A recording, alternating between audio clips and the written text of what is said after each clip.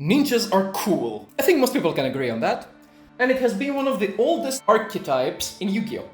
And I say it like that because they were not really an archetype until GX. Before that we had these guys. Armed Ninja was the first ever ninja to be released in Legend of Blue Eyes. It was a flip monster that could destroy a spell on the field, and that set the stage for the playstyle of the deck. Crimson and White Ninjas were also flip monsters that could destroy one trap and a defense position monster respectively. So, as you can see in the beginning, they acted like, well, ninjas. Lurking in the shadows and coming out of them to strike and sabotage the enemy. So how did we get here?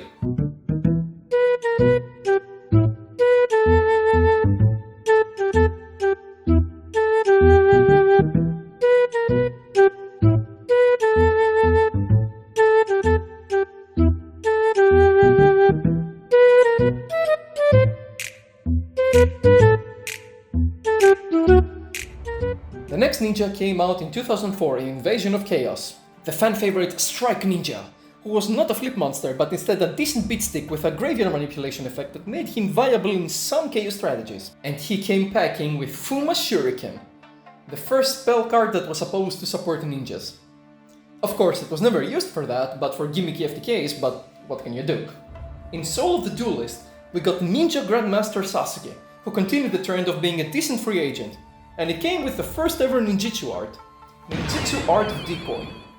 He also started the trend of ninjas that came from Konami games, like Ganbare Goemon.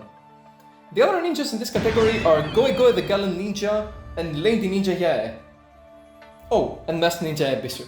They are here as adaptations that are actually not useful in the ninja archetype, but the later two do come up with some waves of support for them.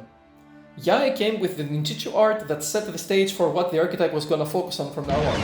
Ninjutsu Art of Transformation tributed a ninja to summon a beast, winged beast, or insect of high level. The transformation technique became the archetype's most powerful play as it gave it access to other types, something that increased the playability in different strategies. Although it is interesting to know that there are a total of 3 transformation cards in their library of support as of now. The second one comes from the next time Konami actually decided to support ninjas during Zexal.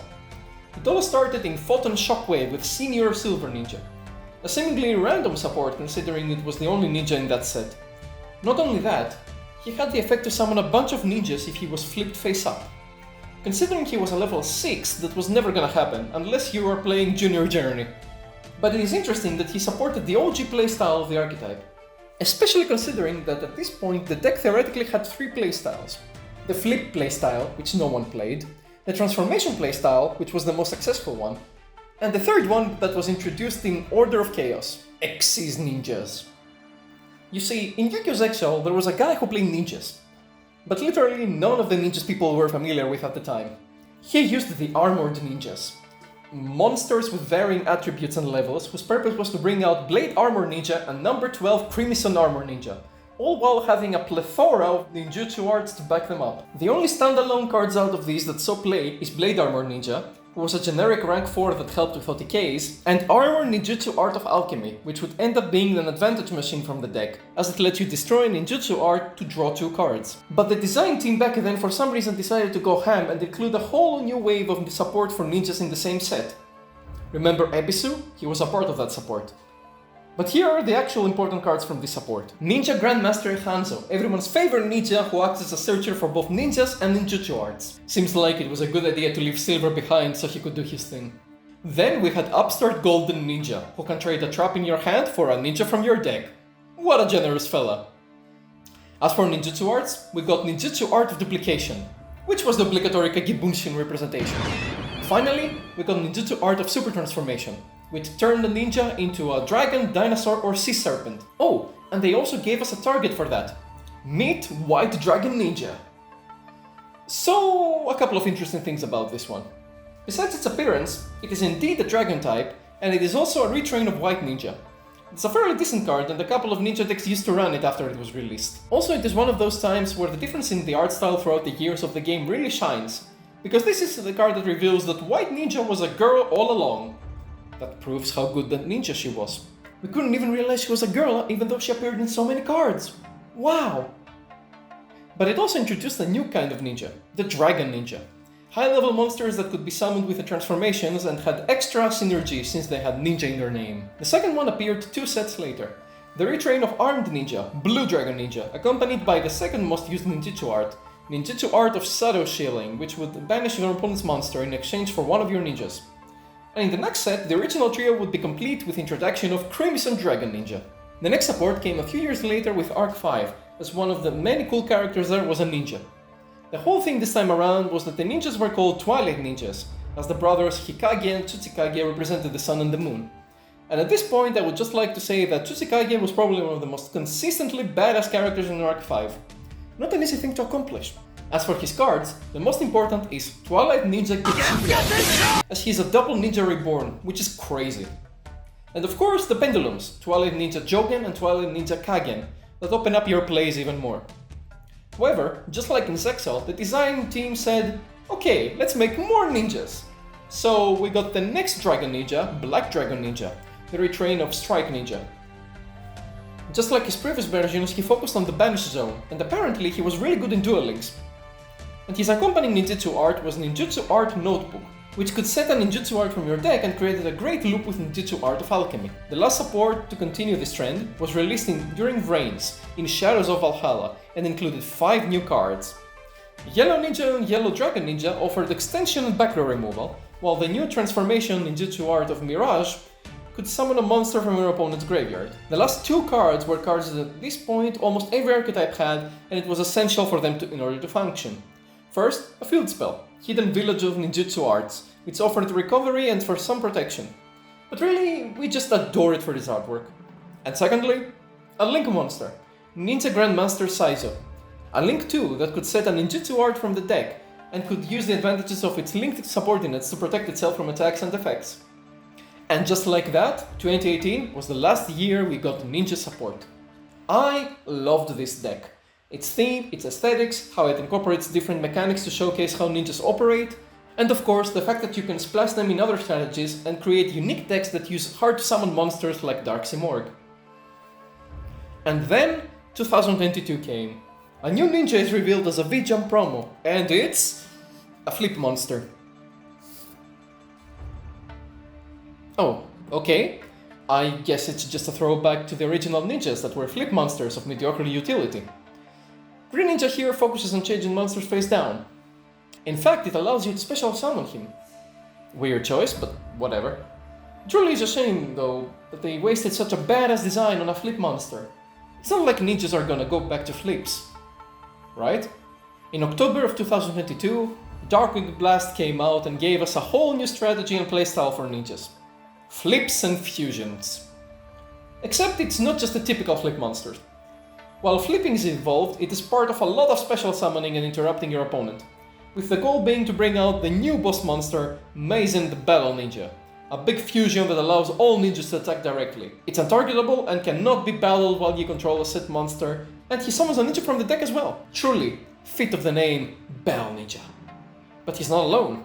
The other new ninjas are fairly decent, but I mostly care about the interesting design decision to make almost all of them incorporate animalistic traits and make them non-warriors.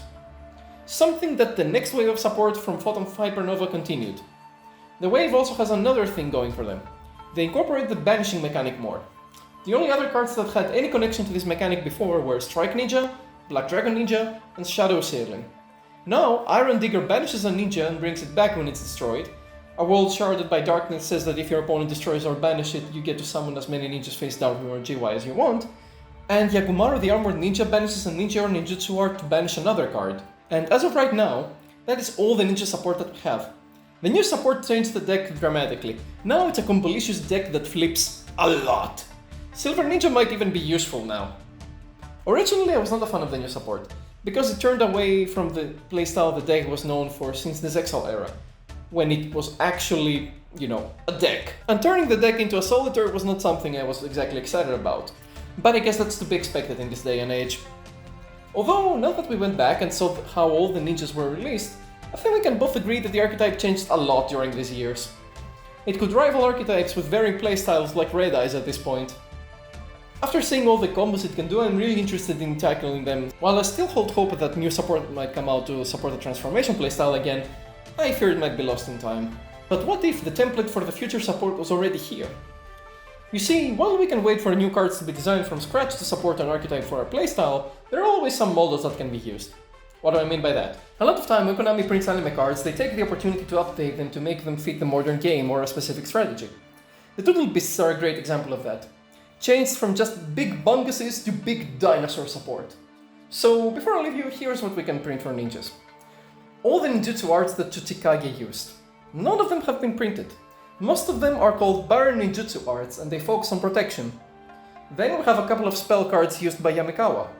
And if they ever decide to expand his team, we can get the light and dark armed ninjas as well. And then finally we get to the last source from where they could give us more anime cards. Jean-Claude Magnum! Yeah, okay, none of you remembers this guy. But if you recall in Battle City, one episode before everyone got on the blimp, Mai ended up dueling an actor who played ninjas, because he played a ninja in movies. That's a confusing sentence to read. Anyway, his deck had two ninjas that could summon two other ninjas. They were all vanillas, and of course the big boss Ninja Master Shogun, who could only be summoned if two very specific ninjas were in the graveyard, which he brought back when he was summoned. He also had a spell and a trap, and I'm surprised that none of them haven't been printed as actual cards yet. But yeah, okay, this one is weak, but as you can see, he has a whole deck of ninjas, okay? They're awful, they're bad, but they can very easily be in an animation chronicle of something. If Konami ever decides to print them, I hope they can give them an actual good effect and, you know, make them more up-to-date to the game so they can actually support ninjas. That would be very nice. But what do you think of ninjas? Do you like the new playstyle that focuses more on realistic ninjas? Or do you prefer the ninjutsu playstyle based more on fantasy and anime? You know that I prefer the transformation playstyle mostly because it was a great engine to use in other decks. I love when an archetype can be combined with a lot of others and become an engine in them. It's one of my favorite things. But yeah, whatever, I cannot argue with the results. The new deck is actually pretty decent. I've seen it in Master Duel, I'm buying it as we speak. I'm planning to play it at some point, but yeah, it's really cool. It's really cool. So yeah, that was the video. Thanks for watching. Hope to see you guys again soon. Don't be attacked by ninjas or they will attack you. What? Anyway, thanks for watching. See ya.